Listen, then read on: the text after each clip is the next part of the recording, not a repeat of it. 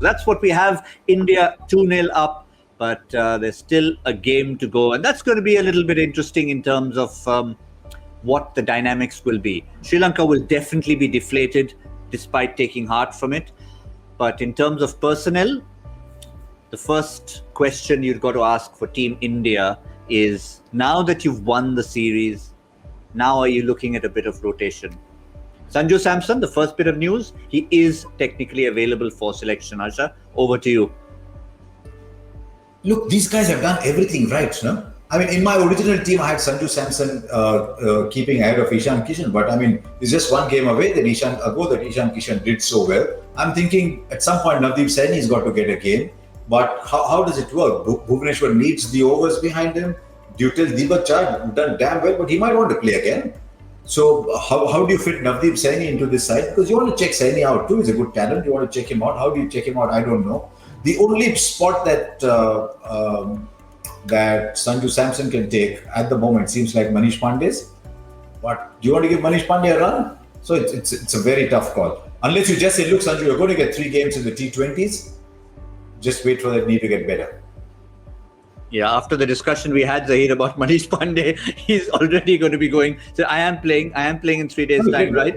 He looked good from the first game to the second game, and he was playing more freely. So I think, to me also, if you ask, I would just go with the same combination.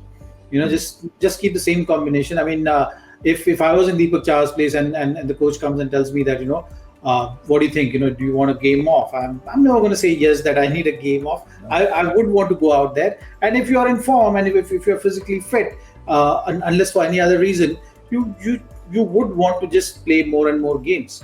And looking at the lead up to the series as well, they've not been playing cricket for last couple of months anyways. So I don't see it as unless it's a team management's conscious decision to rest someone out, then it's a different story. But if you ask any of the players, I'm sure they would want to play the game of cricket. Everyone is to a certain degree tired of the quarantine and having to spend a lot of time indoors. So you much rather be out there playing a game. I mean, I've not played at that level, but if someone came to me, I'm Deepak Chahar, and someone came to me and said, do you want to rest? I'd say, no, but can I bowl all 10? Can you give me 10 overs to bowl? I mean, I'm only bowling 7-8 overs. I'd like to not only play, I'd like to bowl all 10 overs. So right. I think Rahul made an interesting point at the start. If this was an India A tour, then you'd see 3 or 4 changes tomorrow. But this is not an India A tour. You're not saying, okay, let's look at everybody. This is still the Indian team playing one-day international. So I won't be surprised if there are no changes. Well, I think there's a half of truth in there, because it's not an A tour, and yet it's got a bit of a feel of an A tour because there's a second reasons. objective. There is a second objective, but the second objective for T20 is for the T20 World Cup to build players. And I think today Deepak Chahar used that opportunity. Do you want to pick a Devdutt Padikkal or someone like that? Do you want? Prithvi Shaw has just played an incandescent innings last game. You really want to see Prithvi Shaw because he's so highly rated. So do you say Devdutt Padikkal or Prithvi Shaw? No, I want to play. So fair enough.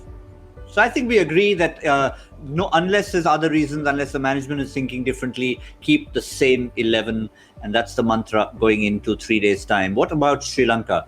Now, we all agree you've got to feel for them. Can they pick themselves up again?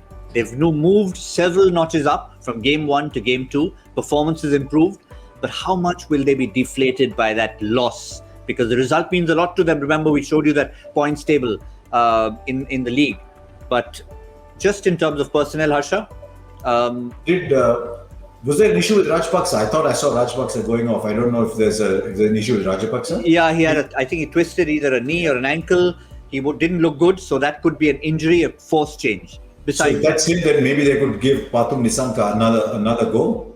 But otherwise, I mean, obviously they don't trust Akila Dhananjaya very much, because while Sandakan got the big wicket, he was giving a boundary ball every over. So I wonder if they want to try Akila Dhananjaya again over there. But I mean, no. I mean, it could be the coach's way of saying, look, I know we lost, but I'm still going to reward you for that for the game. You think that's the way Nicky Yadav walked off, I think there was a different words coming out of his mouth. I know he's someone Zahir who tends to express. You already have few players, who are not there because of disciplinary issues. Yeah. You have some injured players as well. So you as a coach, I don't think this is the best you could get, right? And they've almost got you a win under your belt, and that's the way coach will be looking at it. So yeah, he looked frustrated. He looked that they should have won this game, but he also knows that this is possibly the 11 which will get him that win which he's looking for, and it's not easy when the series is done and dusted. So India has already won the series. They've got 2 wins under their belt now. It's a lead which cannot be broken. So you just got to find a way of motivating your troops, and the only way to achieve that is by showing them the goal, which is long-term goal. So it's just about understanding that, okay, when you're playing against tough opponents, these are the kind of games you'll be playing. This is the kind of intensity you will have to create to win games of cricket against good teams. So let's just go out there and try and do it again, and see that this time when you are in that position, take that one step further and cross the line. All right, like I did in the first game, I'm going to ask each of you one player to watch out for in that third game, Harsha. And this time, if you'd like to go for someone from the opposition. Very easy to say Hasaranga, because he seems to want to be in those difficult situations. There's some very good cricketers, but they don't always want to be in the tough situation. He seems to revel being in those in those situations. But I think they need more from their captain.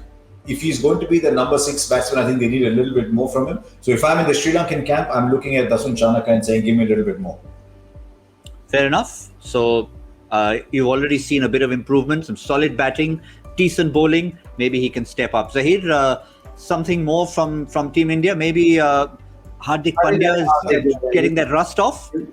You chose the right one. I think Hardik, after today's game, must be thinking to himself that he had the opportunity, and he couldn't get himself going.